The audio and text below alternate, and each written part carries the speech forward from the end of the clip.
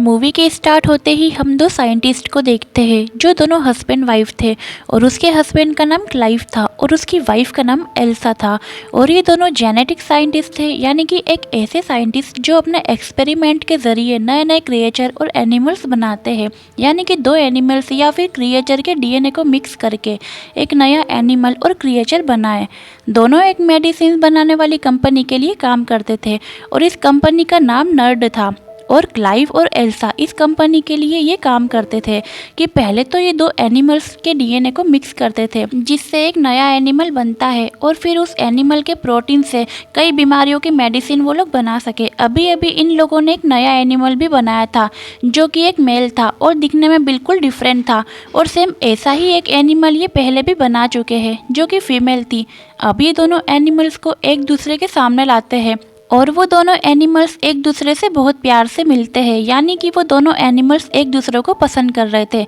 इसका मतलब ये था कि उनका एक्सपेरिमेंट बिल्कुल सक्सेसफुल हो गया था। ये देखकर ये दोनों अपनी कंपनी के बॉस के पास जाते हैं और उसे बताते हैं कि हमने बहुत सारे एनिमल के डीएनए को मिक्स करके अलग तरह का एनिमल बनाया है और इसकी प्रोटीन की मदद से हम बहुत सारी बीमारियों की मेडिसिन बना सकते हैं।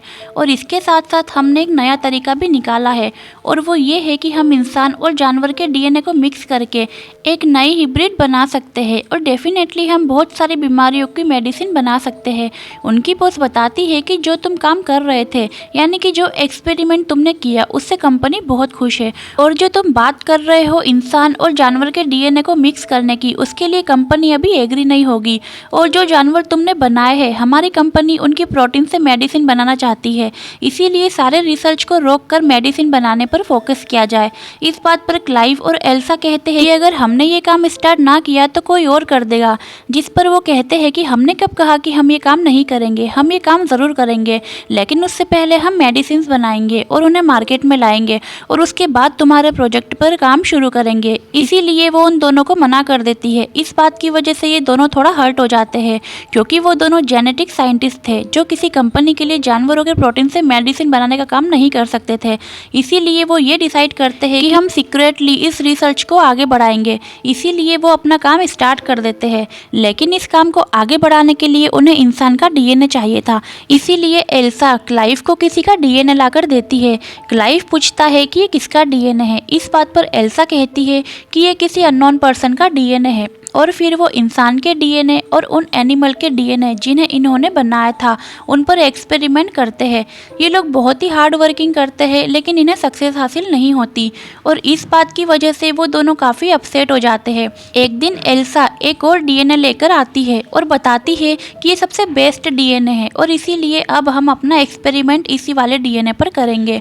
और फिर इंसान का डीएनए और एनिमल के डीएनए पर एक्सपेरिमेंट करना शुरू करते हैं और बहुत ही मेहनत के बाद इनका एक्सपेरिमेंट सक्सेसफुल होता नजर आता है। यानी एनिमल का डीएनए और इंसान का डीएनए आपस में मिल रहा था। अब इन लोगों के पास एक यूनिक डीएनए था जो इंसान और जानवर के डीएनए से मिलकर बना था। अब क्योंकि ये इलीगल था, इसीलिए क्लाइव इस रिसर्च को आगे नहीं बढ़ाना चाहता था, लेकिन एल्सा ऐसा नहीं चाहती थी। वो इस रिसर्च को आगे बढ़ाना चाहती थी, इसीलिए वो इस डीएनए को लेकर एक मशीन रूम में चली जाती है। उस रूम में एक ऐसी मशीन थी जिसमें डीएनए डालने से एनिमल्स और क्रिएचर पैदा होना शुरू हो जाते हैं। यानी कोई भी जानवर उस मशीन के अंदर इंक्रीज होता रहता है। और फिर एल्सा उस मशीन के अंदर उस डीएनए को डाल देती है। क्लाइव ऐसा कहता है कि ये कोई अच्छा काम नहीं कर रहे हम, किसी को बनाना और फिर उसे मार डालना। एल्सा कहती है कि इतने सारे लोग इस दुनिया में रोजाना मरते हैं और हो सकता है कि हमारे इस एक्सपेरिमेंट से इतने सारे लोगों की जान बच जाए। इसीलिए क्लाइव एल्सा की बात मान लेता है और फिर वो अपने काम को स्टार्ट कर देते हैं। और यहाँ पर हैरान कर देने वाली बात ये थी कि जिस बच्चे को मशीन में धीरे धीरे बढ़ना था, वो बहुत ही तेजी से बढ़ता जा रहा था। चेक करने पर उन्हें पता चलता है कि बच्चा बिल्कुल नॉर्मल है, लेकिन शाम को उस लैब का अलार्म बजने लगता है। और फिर जब ये लोग चेक करने के लिए जाते हैं तो ये देखते हैं कि बच्चा पूरी तरह से डेवलप हो गया है, मतलब कि वो पैदा होने के लिए तैयार हो गया है। इसीलिए वो उसे बाहर निकाल देते हैं, जो काफ़ी अजीब सा लग रहा था। क्लाइव इस क्रिएचर को मारना चाहता था। एल्सा कहती है कि अभी ऐसा हमें नहीं करना चाहिए, क्योंकि क्या पता हम एक सक्सेसफुल क्रिएचर बना ले। लेकिन क्लाइव एल्सा की बात नहीं मानता, इसीलिए वो उस जगह पर जाते हैं जहाँ पर वो क्रिएचर था, क्योंकि वो उसे मारना चाहते थे। और वहाँ जाकर उन्हें पता चलता है कि वो तो पहले ही मर चुका है, इसीलिए क्लाइव वहाँ से चला जाता है। एल्सा कहती है कि इसमें खतरे वाली कोई बात नहीं है, इसीलिए एल्सा उस बॉक्स को ओपन कर देती है और जब वो चेक करती है तो उसे पता चलता है कि यहाँ पर कोई बच्चा, कोई क्रिएचर नहीं है, बल्कि ये सिर्फ एक स्किन ही है। यानी उस स्किन में से कोई क्रिएचर निकला है जो उस लैब में है और फिर वो वही अजीब सा क्रिएचर दिखाया जाता है। बाहर से क्लाइव उस क्रिएचर को देख रहा था और वो एल्सा को कहता है कि तुम जल्दी से बाहर आ जाओ क्योंकि मैं पॉइजन गैस ऑन कर रहा हूँ। लेकिन एल्सा क्लाइव की बात को नहीं मानती और वो उस क्रिएचर को कहती है कि मैं तुम्हें कोई नुकसान नहीं पहुंचाऊंगी, इसीलिए तुम मत डरो। और ये सुनने के बाद वो अजीब सा क्रिएचर एल्सा के पास आता है और उससे डरता भी नहीं है। लेकिन तभी पीछे से क्लाइव एक रॉड लेकर वहां पर आ जाता है, जिसे देखकर उस क्रिएचर को गुस्सा आ जाता है और फिर क्लाइव और एल्सा वहां से बाहर आ जाते हैं। क्लाइव एल्सा को कहता है कि मैं पॉइजन गैस ऑन कर रहा हूँ क्योंकि मैं इस क्रिएचर को जिंदा नहीं रख सकता, मैं इसे मारना चाहता हूँ। इस बात पर एल्सा कहती है कि नहीं, हम इसे सिर्फ बेहोश करेंगे क्योंकि मैं देखना चाहती हूँ कि हमने क्या बनाया है। इसीलिए वो उसे बेहोश करते हैं और उसे इंस्पेक्ट करने लगते हैं। तब उन्हें पता चलता है कि ये क्रिएचर एक फीमेल है जो बहुत ही फास्ट ग्रो कर रही है और एक टाइम ऐसा आएगा कि ये डेवलप होने के बाद मर जाएगी। और फिर धीरे धीरे ये क्रिएचर बड़ा होते जाता है और उसके हाथ पैर निकलने लगते हैं और उसका दिमाग भी डेवलप हो जाता है और एल्सा उससे इमोशनली कनेक्ट भी होती जाती है। वो उसे खाना खिलाती थी और अलग अलग टाइप के एक्टिविटी सिखाती थी। एक दिन एल्सा इस क्रिएचर को वो सारे अल्फ़ाबेट देती है और उसे कहती है कि इन अल्फ़ाबेट को ऐसे अरेंज करो कि मेरा नाम बन जाए। लेकिन वो क्रिएचर सिर्फ नर्ड बना देती है, NERD, जो इस कंपनी का नाम था, क्योंकि उसने एल्सा के टी शर्ट पर ये स्पेलिंग देखी थी और ये देखकर एल्सा खुश हो जाती है।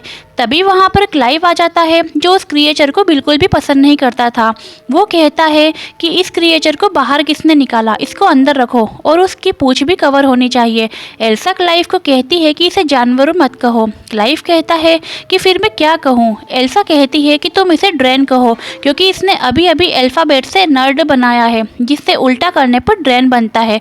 और फिर क्लाइव का भाई भी एक दिन ड्रेन को देख लेता है और उसे ड्रेन की सारी रियलिटी पता चल जाती है। अब क्योंकि वो ड्रेन को वहाँ पर नहीं रख सकते थे, इसीलिए वो उसे फार्म हाउस में भेज देते हैं। अब वो टाइम आ जाता है जब क्लाइव और एल्सा को कंपनी के ओनर को प्रेजेंटेशन देना थे वो क्रिएचर के बारे में जो उन्होंने पहले बनाए थे। और जब वो प्रेजेंटेशन देने के लिए उन दोनों क्रिएचर को कंपनी के ओनर के सामने लाते हैं, तब वो दोनों क्रिएचर एक दूसरे से लड़ने लगते हैं और इसीलिए उनकी मौत हो जाती है। और इस बात की वजह से वो लोग काफी डिसअपॉइंट हो जाते हैं और फिर उन दोनों क्रिएचर के लड़ने का रीजन ढूंढते हैं। तब उन्हें पता चलता है कि उन क्रिएचर में जो फीमेल थी वो अपने आप को कन्वर्ट हो गई थी, यानी कि उसने अपना जेंडर चेंज कर लिया था और वो मेल बन गई थी, क्योंकि उस क्रिएचर में एक ऐसा एनिमल का DNA था जो खुद को कन्वर्ट करके अपना जेंडर चेंज कर सकते हैं। और एल्सा और क्लाइव को ये बात इसीलिए पता नहीं चल पाई क्योंकि वो अपने दूसरे एक्सपेरिमेंट ड्रेन के साथ में बिजी थे और यहाँ पर वो टाइम नहीं दे पाए। ड्रेन अब काफ़ी बड़ी हो चुकी है और एल्सा बिल्कुल उसे बच्चे की तरह ट्रीट करती थी, उसे वो सब कुछ सिखाती थी और उसे प्यार भी करती थी। लेकिन एक दिन ड्रेन भागकर जंगल में चली जाती है और जब क्लाइव और एल्सा उसे चेक करने के लिए जाते हैं तो वो देखते हैं कि ड्रेन ने एक रैबिट को मार दिया है और वो उसे खा रही है। उसके बाद वो दोनों उसे घर ले आते हैं। एल्सा फिर जब ड्रेन को खाना देती है तो वो खाना नहीं खाती, बल्कि कहती है कि मैं इस बोर सी जगह में रह के बहुत ही बोर हो गई हूँ। इस बात को वो अपनी जुबान से नहीं बताती, बल्कि वो उन अल्फ़ाबेट की मदद से टेडियस लिख देती है, मतलब कि यहाँ पर मैं बहुत ही ज़्यादा बोर हो रही हूँ। फिर वो छत को फाड़कर ऊपर चली जाती है और उसके पीछे पीछे क्लाइव और एल्सा भी जाते हैं। वो देखते हैं कि ड्रेन के तो विंग्स निकल आए और अब वो बस उड़ने ही वाली होती है कि तभी क्लाइव उससे कहता है कि रुको, हम तुमसे प्यार करते हैं, हमें तुम्हारी ज़रूरत है, हम तुम्हें अपने पास रखेंगे। ये सुनकर ड्रेन के विंग्स वापस उसकी बॉडी में चले जाते हैं। ड्रेन का दिमाग अब काफ़ी ज़्यादा तेज हो गया था, वो चीज़ों को अंडरस्टैंड करने लगती है और अच्छे बुरे को समझने लगती है। एक दिन ड्रेन को एक बिल्ली मिलती है, लेकिन एल्सा उस बिल्ली को उससे ले लेती है क्योंकि एल्सा को डर था कि कहीं ड्रेन उस बिल्ली को भी ना मार दे। और फिर धीरे धीरे हमें हैरात में डाल देने वाली एक चीज़ देखते हैं और वो ये कि ड्रेन को क्लाइव अच्छा लग रहा था, जिससे क्लाइव को पता चल जाता है कि ड्रेन के अंदर जो इंसान का DNA उन्होंने डाला था वो किसी और का नहीं बल्कि खुद एल्सा का ही था। इस बात से क्लाइव एल्सा से बहुत नाराज़ होता है और उसे कहता है कि तुमने अच्छा नहीं किया, तुम्हें ये ऐसा नहीं करना चाहिए था। और धीरे धीरे एल्सा का प्यार भी ड्रेन के लिए ख़त्म होता जा रहा था, इसीलिए एल्सा वो बिल्ली ड्रेन को दे देती है। ड्रेन की पूंछ बहुत ही नुकीली थी और वो अपनी नुकीली पूंछ को उस बिल्ली के गले में चुभाकर उसको मार डालती है।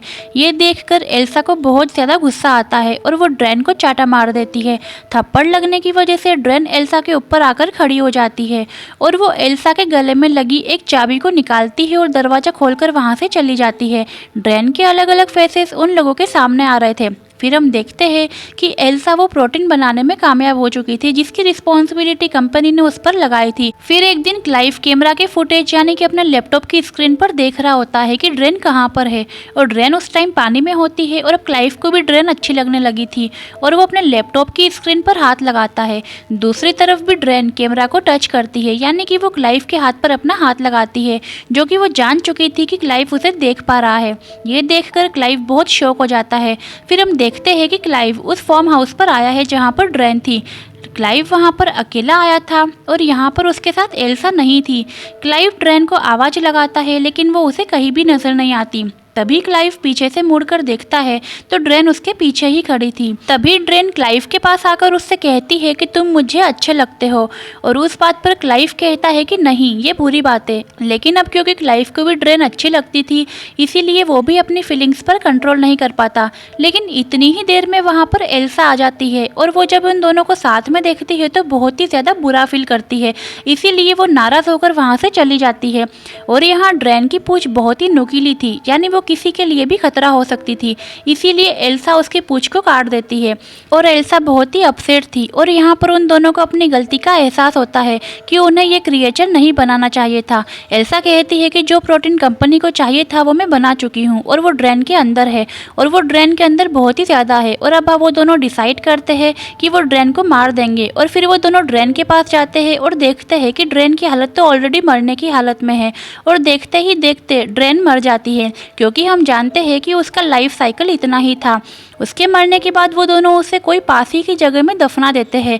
दफनाने के बाद क्लाइव का भाई वहां पर आता है और उसके साथ एक एम्प्लॉय था और क्लाइव का भाई भी उस कंपनी में काम करता था। क्लाइव का भाई कहता है कि मैं जानता हूं कि तुम दोनों ने एक क्रिएचर बनाया है जो बिल्कुल इंसान के जैसा लगता है क्योंकि जो प्रोटीन तुमने कंपनी को दिया है उसमें इंसान का डीएनए भी शामिल है। इसीलिए अब मैं उस क्रिएचर को देखना चाहता हूँ जो तुमने बनाया है। इस बात पर वो कहते हैं कि वो तो मर चुकी है और हमने तो उसे दफना भी दिया। और तभी किसी के जोर से चिल्लाने की आवाज़ आती है और ये आवाज़ उस तरफ से आ रही थी जहाँ पर उन्होंने ड्रेन को दफनाया था और इसीलिए वो जल्दी से उसकी तरफ भागते हैं और वो देखते हैं कि जहाँ पर उन्होंने ड्रेन को दफनाया था वहाँ पर वो नहीं है बल्कि वो ऊपर छत पर खड़ी हुई थी यानी कि वो दोबारा जिंदा हो गई थी। और इस बार वो पावरफुल होने के साथ साथ खतरनाक भी लग रही थी और उसके विंग्स भी बाहर आ गए थे और उसकी पूंछ भी रीजनरेट हो गई है क्योंकि पहले तो वो कट चुकी थी। और तभी ड्रेन उन लोगों पर अटैक कर देती है और वो क्लाइव के भाई और उसके साथ जो एम्प्लॉय आता है वो उन दोनों को मार डालती है। और ये देखने के बाद क्लाइव बेहोश हो जाता है। इसके बाद ड्रेन एल्सा के पास आती है और उसे पकड़ लेती है। यहाँ पर हम ये जान पाते हैं कि असल में ड्रेन ने भी अपना जेंडर चेंज कर लिया था क्योंकि उसके अंदर जो एनिमल का डीएनए था जो खुद को कन्वर्ट कर सकते थे यानी कि अपना जेंडर चेंज कर सकते थे। और जब वो अब मेल बन गई थी इसीलिए वो एल्सा के पास आ गया और ज़बरदस्ती करने लगा। लेकिन तभी पीछे से क्लाइव आकर लकड़ी के टुकड़े को ड्रेन के अंदर घुसा देता है जिससे ड्रेन बहुत ही जख्मी हो जाता है और इसीलिए वो एल्सा को छोड़ देता है। लेकिन बाद में वो अपनी उस लकड़ी को निकालकर क्लाइव पर अटैक कर देता है। तभी एल्सा एक पत्थर उठाकर ड्रेन को मार देती है। इसके बाद एल्सा वो दोबारा पत्थर से मारने लगती है लेकिन अचानक वो रुक जाती है और सोचने लग जाती है क्योंकि हमने उसे अपने हाथों से बनाया था और इन्हीं हाथों से हम उसे मार रहे हैं। एल्सा ये भी सोचती है कि इसके अंदर तो मेरा ही डीएनए है। लेकिन इसी दौरान ड्रेन मौके का फ़ायदा उठाकर क्लाइव को अपनी पूंछ से मार डालती है और एल्सा फिर उसी पत्थर से ड्रेन को मार देती है और अब फाइनली ड्रेन की मौत हो जाती है। इसके बाद हम एल्सा और उसके बॉस को देखते हैं और यहाँ पता चलता है कि एल्सा प्रेग्नेंट है और वो बेबी होता है ड्रेन का क्योंकि उसने अपना जेंडर चेंज कर लिया था। इसीलिए यहाँ बॉस उसे बताती है कि जो प्रोटीन तुम लोगों ने हमें दिया था उससे कंपनी को बहुत ही ज़्यादा बेनिफिट हुआ है और अब कंपनी इस रिसर्च को आगे बढ़ाना चाहती है और जो एल्सा का होने वाला बेबी था वो इस रिसर्च को उसके ज़रिए ही आगे बढ़ाया जा सकता है। अब क्योंकि एल्सा ने अपनी ज़िंदगी पर रिस्क लेकर अपने हस्बैंड को खोकर इस कंपनी के लिए बहुत ही मेहनत की थी इसीलिए कंपनी एल्सा को काफ़ी ज़्यादा पैसे देती है। एल्सा एक जेनेटिक साइंटिस्ट थी इसीलिए वो ना चाहते हुए भी इस रिसर्च को आगे बढ़ाना चाहती थी और इसी के साथ ये मूवी यही खत्म हो जाती है। तो दोस्तों कैसी लगी ये आपको मूवी कमेंट में ज़रूर बताना और सब्सक्राइब किए बिना मत जाना।